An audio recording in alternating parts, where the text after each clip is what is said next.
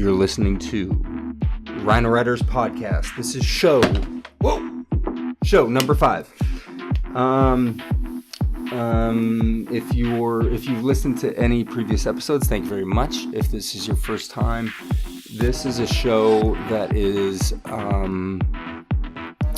basically about showing what life is really like to be a filmmaker living in Los Angeles, and trying to tear down that alluring Hollywood curtain. I just think it has been just built up, in people's heads too much. The topic of today's episode is called The Work Put In.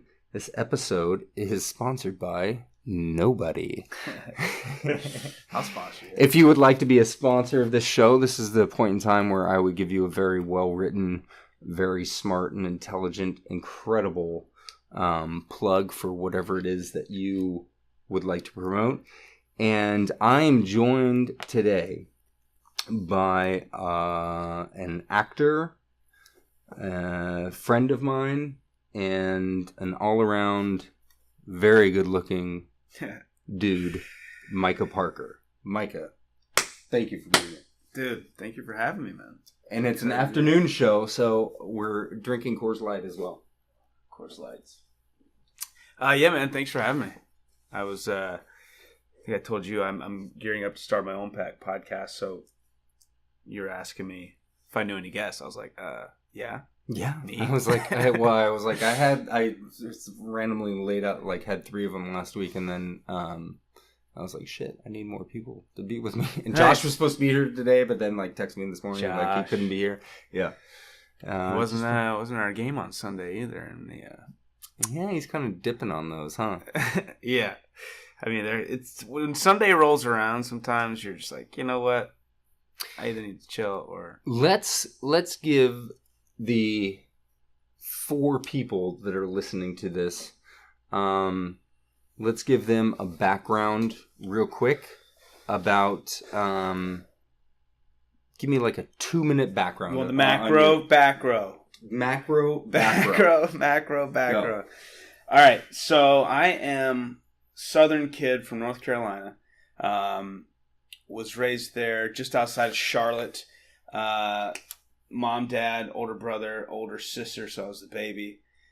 Grew up.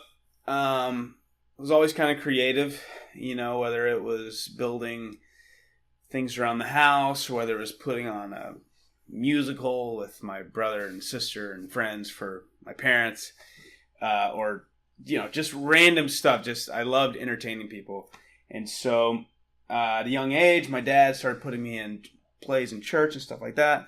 And so that's when I, the whole acting thing entered my life. Is very early on. Okay, so in previous episodes, I've spoken and I've told about how to me movies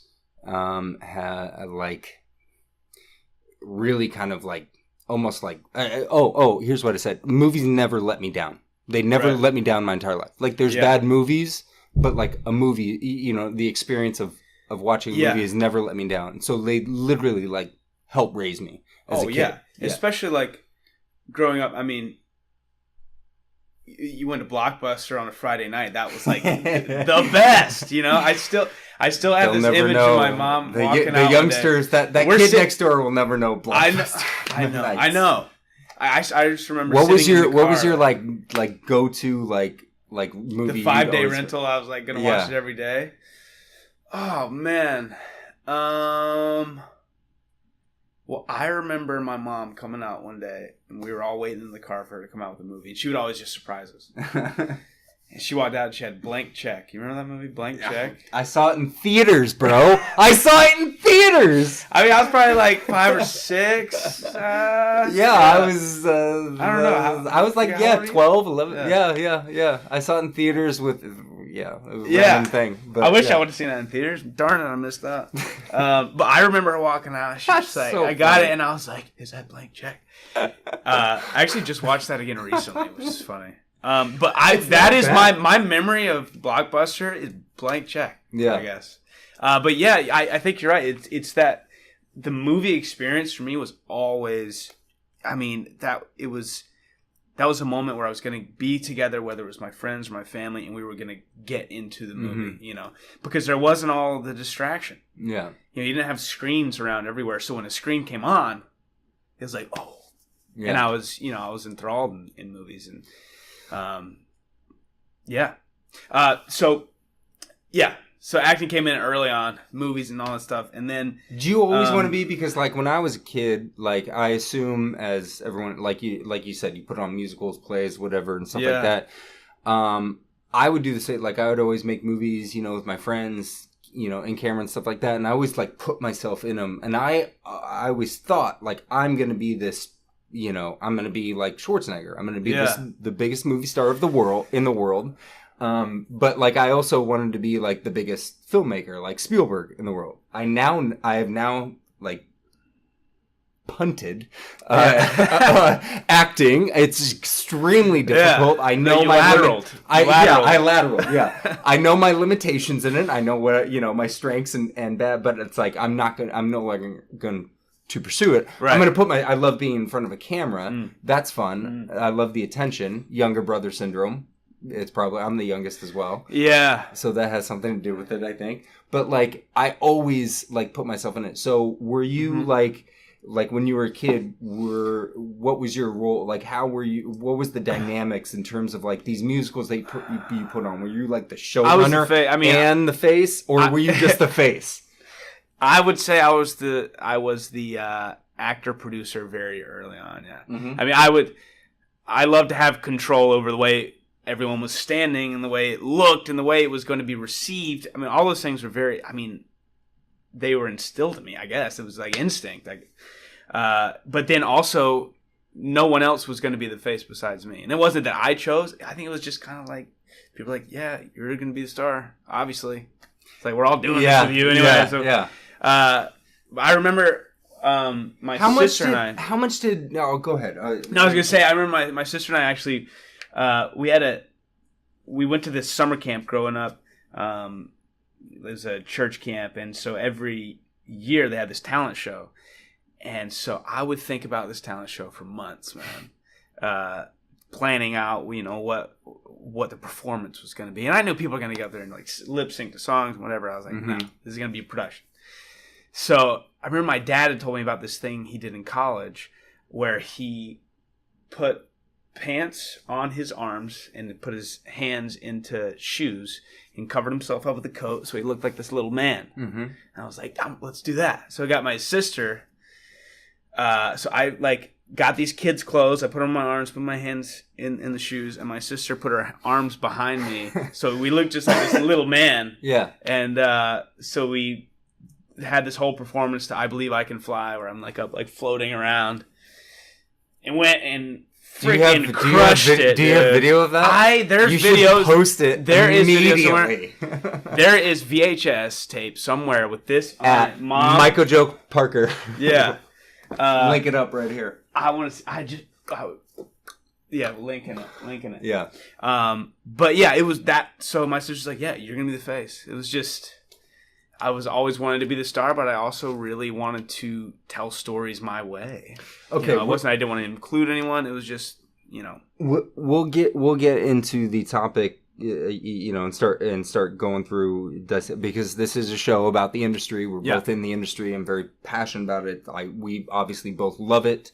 You know what I mean? And so I want to get to like some real opinions. But before that, I gotta hear give me a top 3 movies.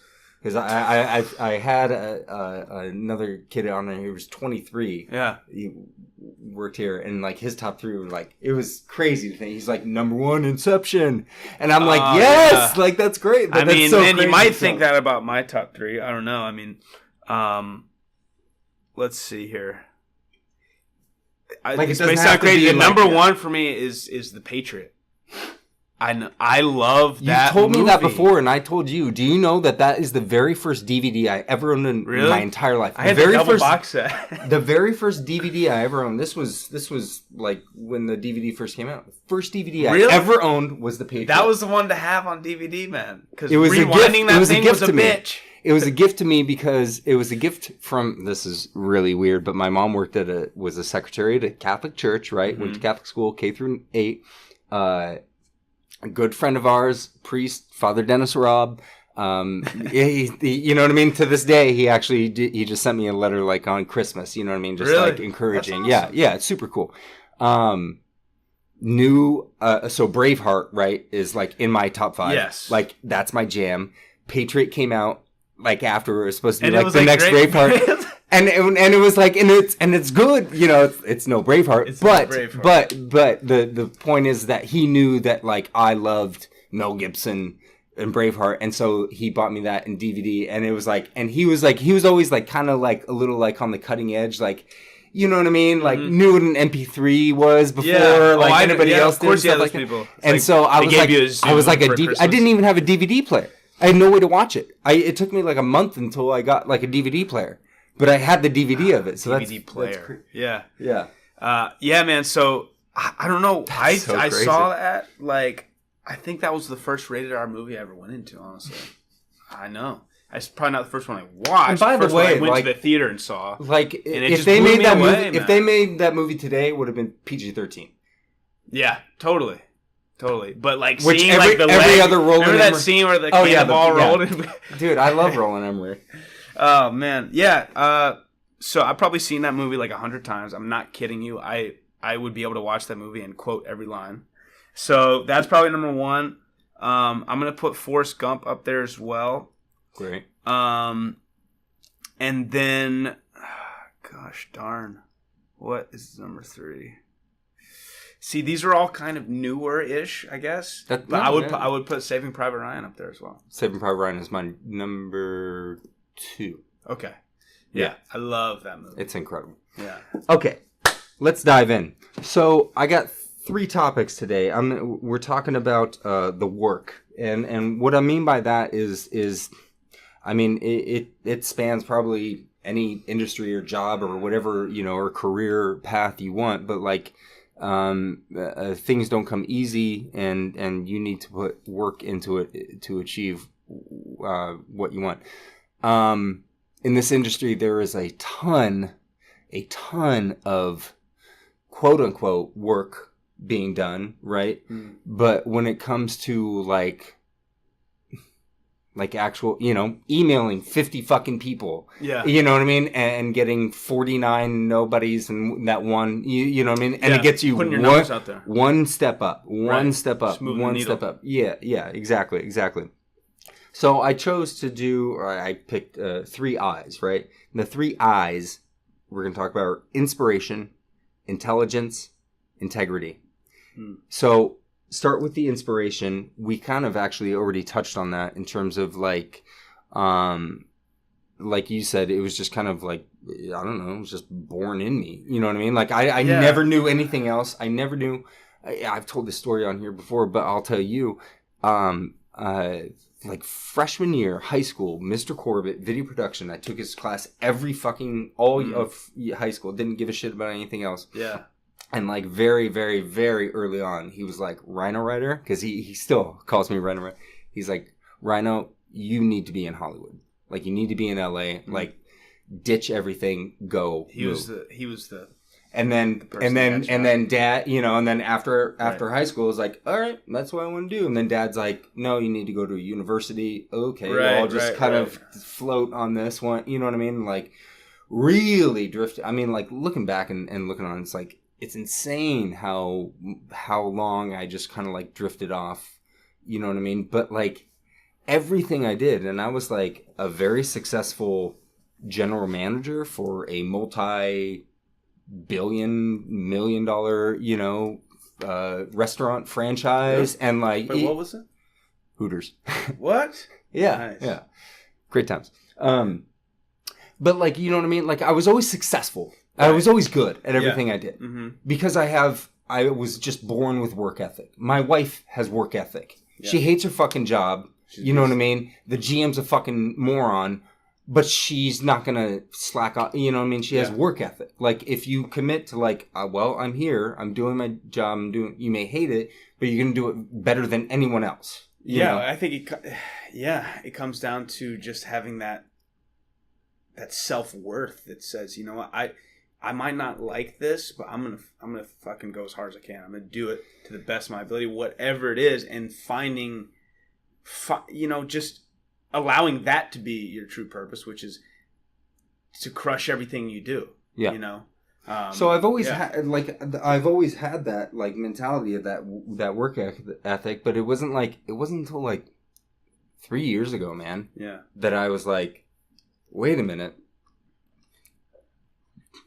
Like, I'm killing it at any job I get. Like, I literally, I promise you, I can walk out tomorrow and go get hired somewhere. Yeah.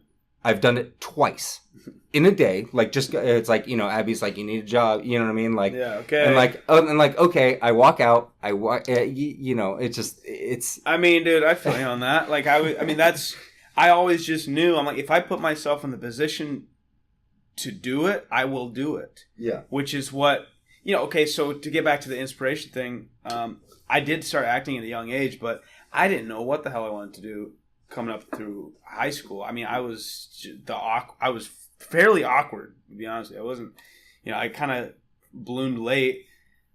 Wanted to play sports. That didn't really work out. So I went to college. I was studying actually religious studies. And interesting. Yeah. And then do you know the story of David? The story of David and Goliath? Like David's whole story. Yes. Mm-hmm. Okay. Yeah. Read my book, and then you'll know why I right. brought that up. Perfect. Dude. Send me a copy. My book's called My Black Angel. You can pick it up soon on Amazon. That's the whole title. My Black Angel. Yeah. Well, it's like looking back at the last 15 years of my life. Mm. You know what I mean? After like my fucking breakdown and like, okay, was I manic then? Was I this? But I don't start my child. I only tell it from the story, like from the life, I guess, of my dog, Dutch, that I had. Cool. So it's like day one. It's like, with him, like the first day I got him, and then he died a couple years ago. And dude, he's come back. It's just like these are these ravens now I see on top of the mountain. Like every time I go up there, it's like fucking crazy. Yeah. So you know what I mean? Not to get off subject, but that's probably a good plug. Hey, it's okay, man. That's what we're here for. Yeah. Anyway, yeah. So it wasn't until my freshman year in college I auditioned for West Side Story in college, and I got it, and I was working with people in this play that were majoring in theater, and I hadn't really even crossed my mind. This may sound weird, but it had not even crossed my mind to consider that as a career path. And as soon as it did, once you see, you cannot unsee. Yeah. And I saw that world and how much I really loved it, and it was a natural, man. It was like, duck to water. Yeah. So I went all in, man. Or a fish to water. Well, yes. Boy, I'm riding the wave, man. This expression is duck to water. No, it's a fish to water. No, because the duck thing is because the duck looks like it's so calm on the surface, but if you look underneath, its feet are like going crazy. Right, so it's like an analogy for like, it may be calm on the surface, but like underneath you're working. Duck to water in this term works well. But a fish to water. The transition of going from land to water. I think that shouldn't it be a salamander then? Somebody help us out. It's amphibious. Anyway, so I changed majors, went all in on theater, and then it was moving. Whenever I went to that school for a bit. And I left there, transferred to another college, and I was at that college for one semester, majoring in theater and dance. And I was just like, you know what? I'm done with school. And it was that mentality of, I know that I can do this. So I'm going to move to New York. I'm going to do that. I'm going to get a job the week I get there. I'm going to find an apartment. I just knew all the things I was going to do. I just knew that it was going to be okay. Set myself in that motion, on that wave, and get to New York, and things just kind of like they fall to you. Because when you moved to LA, how long have you been here? I've been out here for about 5.5 years, It'll be 6 years on September 12th. So you were in New York like 22, 23? I was 21 when I moved there. Yeah, and I was there for like 2.5 years. Why'd you move here? Well, I moved to New York to pursue acting. Hold on. Coors Light, you could be the sponsor of this show. Come on!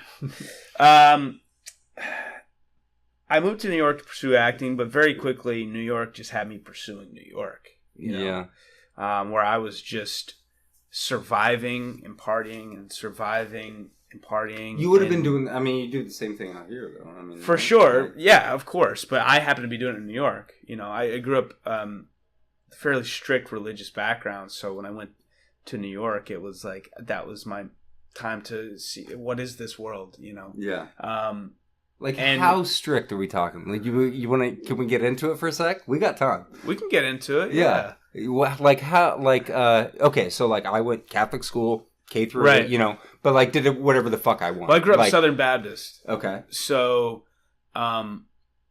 it wasn't like I went to public school and stuff like that, but it was really, you know, down south there is there is an image of the perfect Christian, and though most people wouldn't really admit that, there's an image that you're trying to uphold.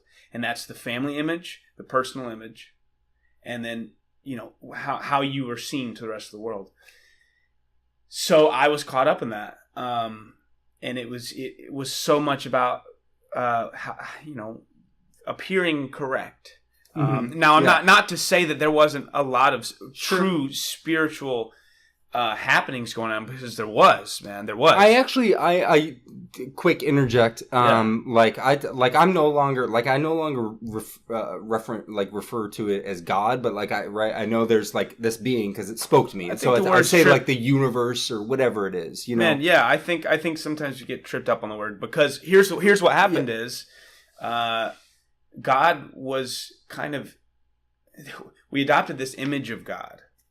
There, you already have it wrong right there when you have an image of God, because God transcends image, He transcends form.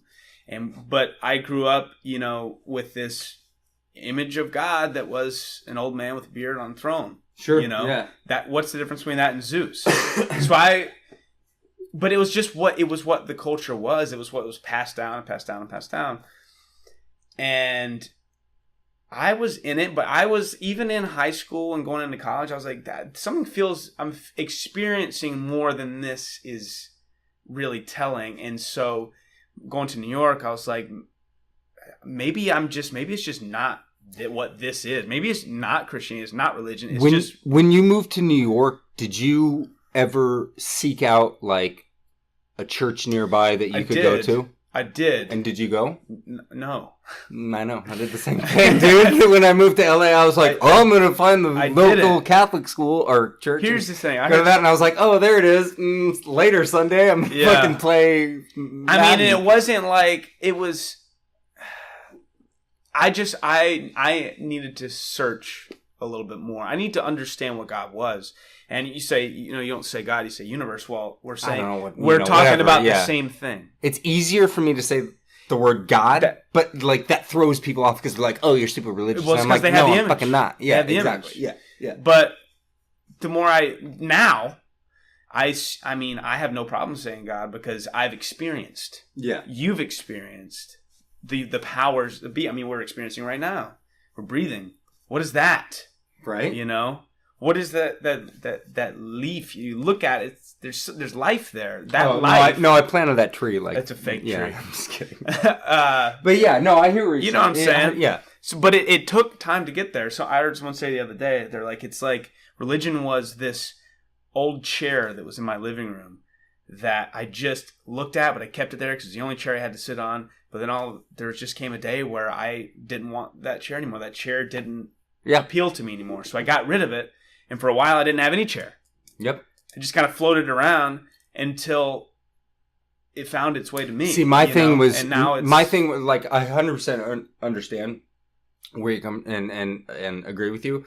My thing was I was because of like high school, you know what I mean? Because of like physical, you know what I mean? Like whatever, like following my brother's, career path, quarterback, like, because I always had, like, I was like, oh, well, like, fuck you, I'm still the best. You know what I mean? Like, it was like, there was no true experience. Yeah, it was so external, so surface. Well, yeah, exactly. Our egos were so hardened. Yeah. It really, I mean, it takes, you have to have an ego to die to an ego. So you have to realize you have one to really even understand what it's been doing to you. For your entire I still life, think I'm the greatest in the entire world. Well, there's and I will build the biggest movie studio that has ever been even imagined or dreamed of. I promise you. Ladies and gentlemen, he's calling it. I'm calling it. Calling his shot. And if I'm wrong, I'll be dead and I won't be able to watch this. Who cares?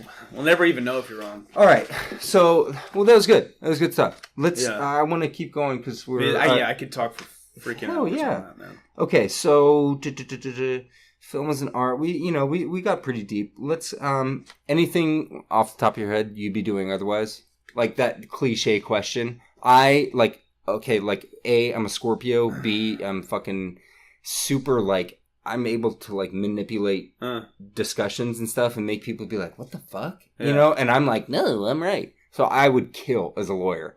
Like I'm probably a defense lawyer. Like, I would slay at it. Yeah, man. I mean, I think I've always been great at mediating, but you can use mediating as manipulation as well, because people are just like, wait, I don't know which side you're on. Yeah. I mean, honestly, I always thought I'd be good as a mediator. I know that sounds boring. The second I want to talk about intelligence. The reason I picked intelligence as an I know it scared you. No, man. Is so I have this rule, right? And I got it from Martin Scorsese. Like years ago, I saw this or read this thing or whatever where he watches 3 movies a day. Martin Scorsese watches 3 movies a day. Yeah. Same. And I was like, shit. Well, if he's doing that, I better at least try to watch 1 a day. So I have a very, very strict thing. I literally watch 1 movie every single day. Wow. And I don't even know how it's obviously it's at the end of the day, but sometimes in the middle. Or if I miss one, like sometimes I'll do like when I was sick, I rarely get sick, but I would like.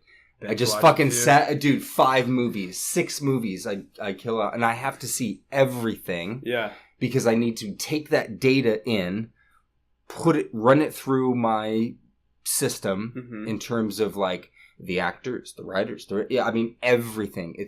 How much it was made for, the box office, like all the data, how good the trailer was, how was the trailer cut, when the movie come, like every single thing, like I know to a fucking... Like, I just dissect and I put it in and I process it and I put it through my own ranking system. I don't listen to fucking Rotten Tomatoes or, I look at reviews and comments, but it's like I see why they're commenting, or like... a lot of times they're commenting on the first 10 minutes. Yeah, so like I have my own, like, okay, so go ahead and plug, what was that movie I watched? It came on Amazon, remember? I knew you were in it and it was good. Yeah, Road to the Well. Road to the Well. Road to the Well, yeah. Go and watch Road to the Well. Written and directed by, go ahead. John Svak wrote and directed that film. I starred in it along with Lawrence Fuller. What's the plot, real quick? It's a story of this guy that basically winds up with a dead body in the trunk of his car after he runs into a long lost friend. Not a comedy. It's a drama. I'd say it's like a thriller buddy film. Yeah. And so his friend ends up helping him get rid of this body. They're in LA. They end up driving up north to bury the body and be rid of this. So you just kind of watch their relationship unfold as they discuss past, future, and present. And so things start to unfold, and you find that things are not as... So, do you remember, like, I probably texted you right after I watched it, right? It was like, I think it was like one of my Friday night movies, because Friday nights I usually have off, Abby's at work, kids asleep, and it's I kind of look for... I called you. Yeah. Whoa, look at that. You called me. I did call you. If I truly honestly thought the movie was shit, And I think I give you pretty honest feedback Yeah. in terms of like, you know, like your performance, how, Totally. remember we talked about like cinematography, like a real shit, Yeah. you know what I mean? But like, if it was like, you know, Sharknado or something, like, I wouldn't fucking give it, I wouldn't watch it, you know, maybe to do you, but like, you know what I mean? So the intelligence, because this is my point, that writer, director, Lawrence, you, any one of those people 10 years from now might be, you know, getting a statue on stage. It's like, yeah, if you okay, super fucking basic and simple, right? Mm-hmm. If you want to be a fucking filmmaker, you want to be in the industry, you want to be an actor, you want anything. Yeah. You want, if that's your life, if that's your goal, you have to fucking study. You have to learn. Yes. And you have to watch everything. Right. Like, it has to consume your life. It does for me, at least. Maybe I'm an anomaly. I mean, it's like, I live and breathe and eat it's like, I use the analogy of like a stockbroker on Wall Street. You know how they just fucking know the market and stuff like that? And it's like 100% science to somebody else. Like, that's what the industry is like to me. Right. So when I say like intelligence, like, you gotta have it. Yeah, no, I mean, I agree with you. Like, to an extent, that's just not the way everybody is. Well, I'm starting to find that out. But everyone doesn't need to be. Right. You know? For me personally, yeah, I do. I love movies, but I haven't. You would be shocked at some of the movies I haven't seen. Abby's the same. I mean, Abby's a terrific actor, but like, here's the difference between an actor and a filmmaker. What I obsess on is human interaction. I obsess on human behavior. Yeah. Not just in the film world, but in real life, and you know, also work on myself, because when I know myself, when I access those demons, I'm gonna find those in every character I read. 100%. I obsess over that. I've kicked off acting, but I think I would be a way better actor now than I ever would before. Like, after, after like self-discovery, like really. 100%. So I totally get where you're coming being from. able to become present is the hardest thing. Yeah. Everybody, like, being present is a very difficult thing, especially if you don't have practice at it. You know, through meditation, all these things, you can get it in your everyday life, but to do it with a camera on you, on stage, over and over again, having an experience. I mean, that you have to know where that's sitting. You know, you have to know how to connect to yourself. So that's like, you know, the film market. You know what I mean? Yeah. But yet I do agree. I think you have to be knowledgeable, because you don't. So much is about being able to have conversations with people as well. So again, I told you, like, I try and stay like super narrow in my field. You know what I mean? I'm a filmmaker. I'm a filmmaker. I'm cutting out the independent and I'm cutting out the studio. I'm a fucking filmmaker. I'm a storyteller. You know what I mean? I'm not. So like, acting is like, I don't want to get it, you know, like I don't want to give opinions on like what I think, because, and on top of that, like, I haven't even technically directed a feature film. You know what I mean? Like, I haven't even worked with that many actors. Right. Yeah, you know what I mean? But it's like, but my approach, and I actually, this is a curious time. I wanted to hear your opinion, because, so we worked together, director and actor, and did a short film. I'm actually super proud of it. Yeah. I think that was great. Yeah. My approach to directing actors is like, well, you got the lines, you say you're an actor, I expect you to come and deliver, and I'll just make sure you look good. You know what I mean? Like, totally. We've already agreed on like, these are the words, and like, you know what I mean? So I have a very like, I don't know, just fucking approach. Do it. And I mean, I kind of I've dealt with or worked with, or, you know, or seen other actors like, well, what do you want?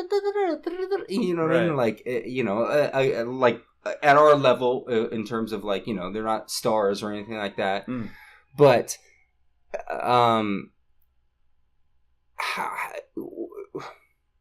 how is that for like?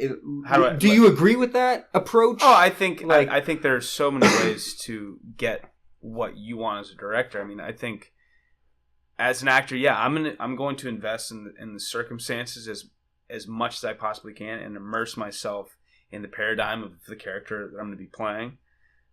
The thing about getting on set is, I mean, yeah, you just got to get the blocking. And so I'm going to, within the framework of the blocking, I'm going to just go, I'm going to give you what I have. Mm-hmm. Gotcha.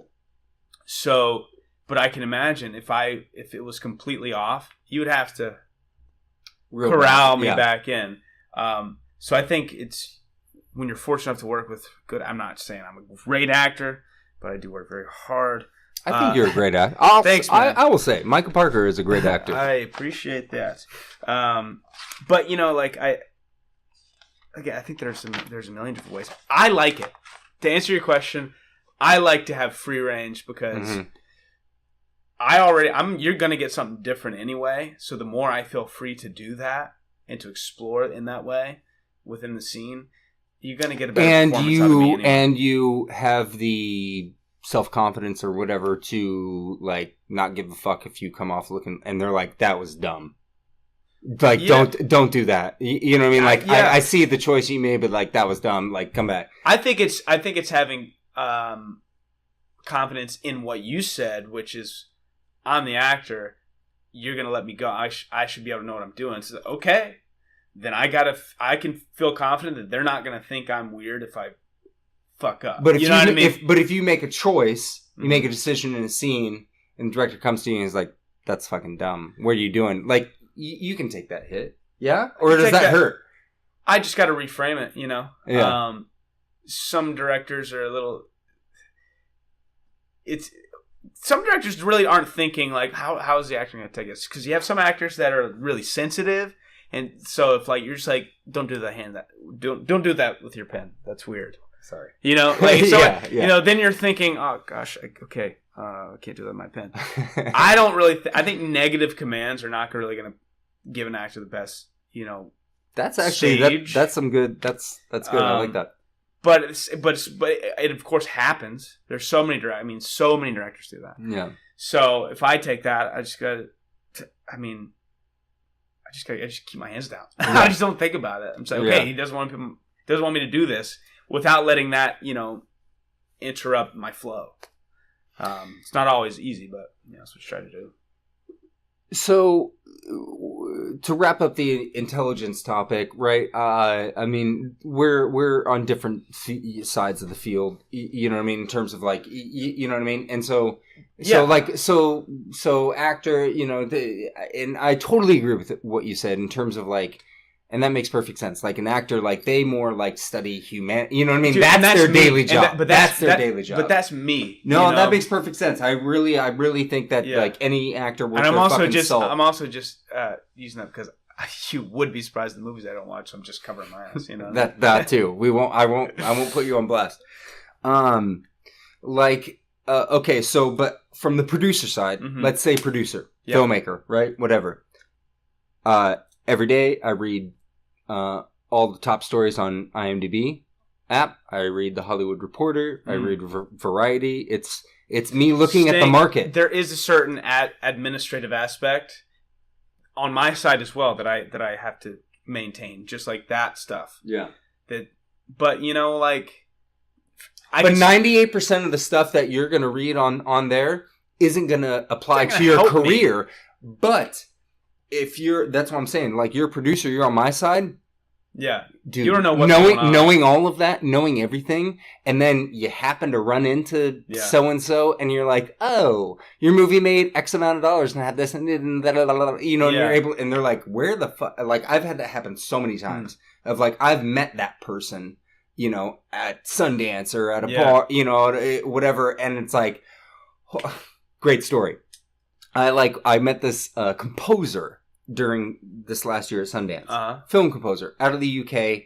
And I was like, oh, what films? And he's like, he's done films. You know what I mean? Like, he's a legit composer. And I was like, oh. And so nothing in terms of like business. I wasn't trying to get him to score my movie. I just love music and film and composer. And so I just started talking about that. And I happened to talk. I was like, oh, man. have you heard the score of the King Arthur movie with Charlie Hunnam? It came out, like, it fucking bombed and tanked it at the box office, but, like, that score is, like, I think that was the best fucking score made last year. And he goes, that's my friend, Daniel. You know, I'll tell him you said that, whatever. I was like, what?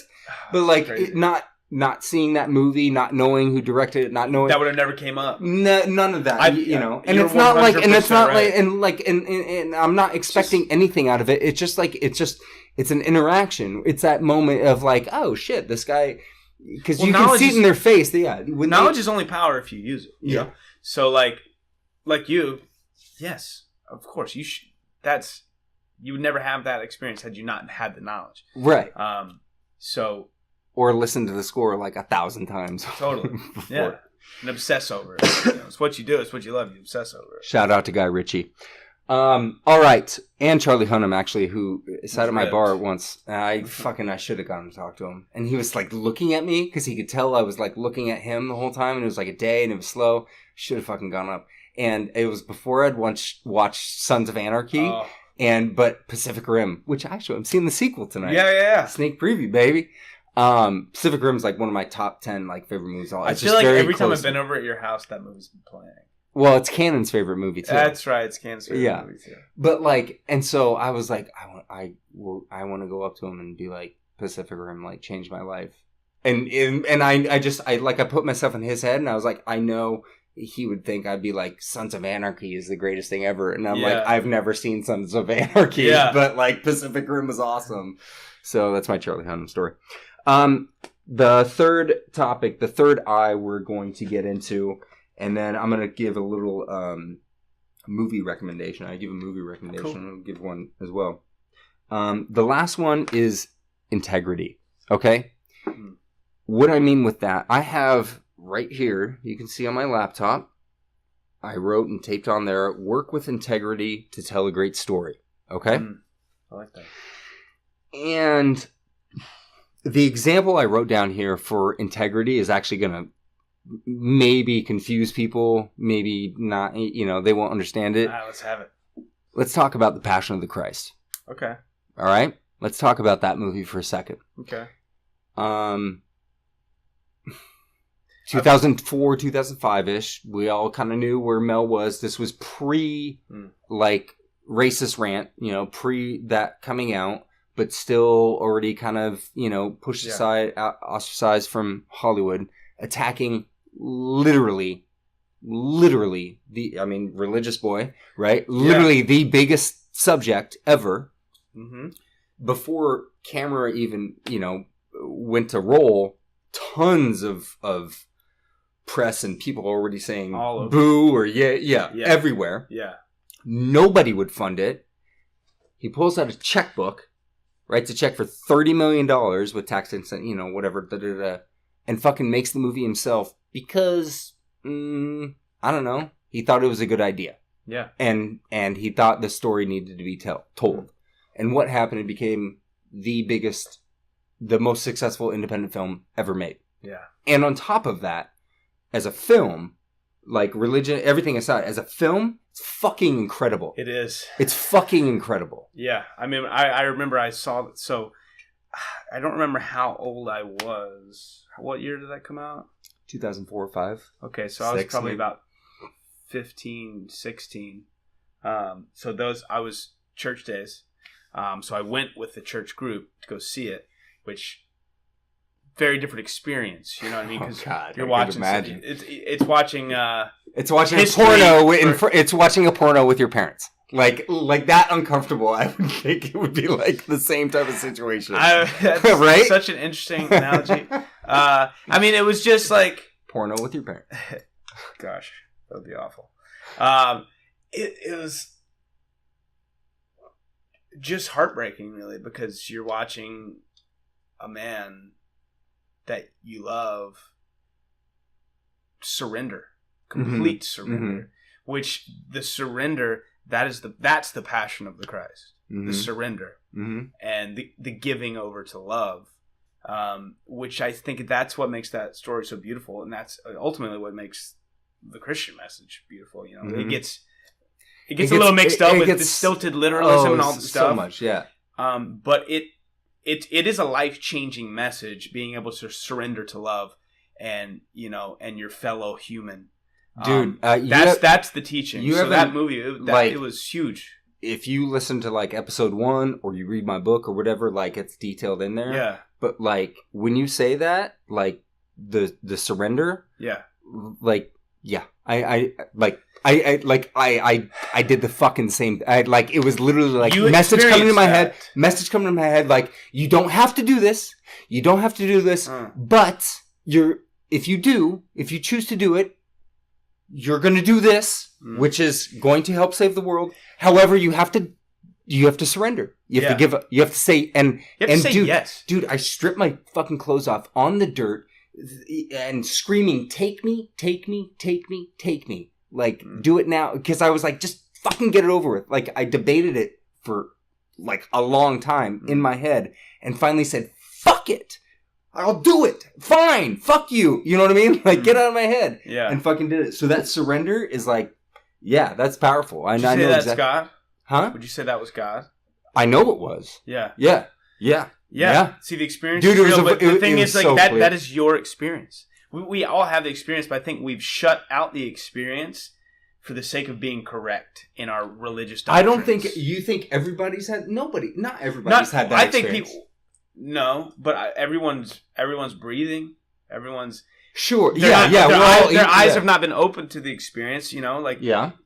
The blind man who now sees... That story of the blind man is there for a reason. Yeah. Yeah. I think once you realize, okay, I am caught up in something and I can continue to resist it, which is to continue to die, or I can be caught up in it and allow it and surrender to it, and I can live. Yeah. Some people don't even know that they're dead. Yeah. You know what I mean? That sounds so dark and morbid, but it's true. You're not living until you surrender to that flow, So it's things like pulling out a checkbook and writing a $30 million. It just sounds way to crazy. pull back. You know what I mean? Yeah. But you're pulled. We are pulled. So it tells a story. That's perfect. Exactly. So like Mel Gibson, right? We're staying on him as an example. Was like, he's a storyteller, just like you and I. He was born with it. Couldn't complain. You know what I mean? Like, I don't know. I always got to perform. I always got to, I just got to tell stories. Right. I don't know. I got to do it. And he had so much fucking integrity into his project, into his thing, without anybody else, you know what I mean? He was willing to put all the skin on the game. Yeah. Like, that shit never happens. You know what I mean? In this industry, like, hardly fucking ever. I think people confuse. But when it does, let me tell you this. Let me tell you this. When it does, when somebody has the balls, basically, to go and do all that, whether it be a $30,000 short film or a $30 million feature film, or whatever it is, but somebody that just accepts nothing other than achieving the goal, which is to make a movie. Yes. Like, when it's that close to people, it produces fucking magic. It's true, because when there's other hands in, like, we should change this part scene. I don't like that line. And this guy's over here from marketing. This guy's from HR, and this guy, and this is the director. The production designer has a fucking thing, and costume designer is like, I don't know. Like, I get it. Movies are a collaborative thing. Yes, not one person can make a fucking movie. I get it. It requires thing, but if anyone can tell a story through a visual medium, which is now known as filmmaking, making movies. Anybody can. You can. I can. I did. What you know what I mean? People have done it. Like, it's possible. And if you're willing to, like, surrender to the thought that no matter what, nobody's going to say no. Or I mean, people will say no, but nobody's going to stop me from telling this story.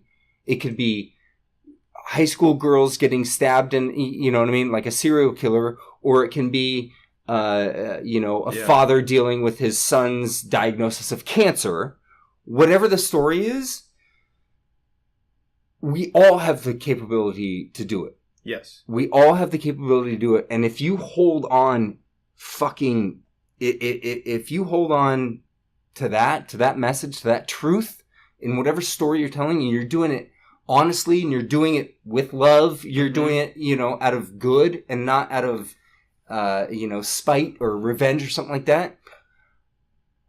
All you need are the fucking tools. I'll show you where to place the camera. Yeah. I'll teach you the rule of thirds. Mm-hmm. I'll teach you how to frame a shot. I'll teach you how to light. I'll teach you the difference between interior and exterior. You know what I mean? Like, all of that can be done and figured out. The fucking story, man. Fire. The connection from one person's being to a piece of paper, to a screenplay is gone. The integrity is gone. Do you understand what I'm saying? The integrity is gone in fucking movies now. Yeah, I would agree. I think people... Sorry, I got really fucking passionate. No, it's good. I mean, it's very true. I think people have confused integrity sometimes with blind loyalty, whether it's being loyal to an idea that someone else is trying to get them to take action on, or maybe it's something in them that they're continuing to go with in the wrong direction, but they think that's right, so they have this loyalty to that thing when they're just forgetting to listen. It's you follow your heart, man. Yeah, you got to listen to yourself. As cliche as it is, what it is. You're being pulled in a direction all times. Like, the gut does not lie.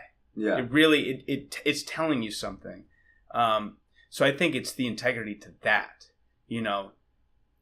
whether it's directing a film or, saying no to a part as an actor, you know what I mean? But because there's a lot of power in that. Yeah. And you're 100% right. With that, you're unstoppable.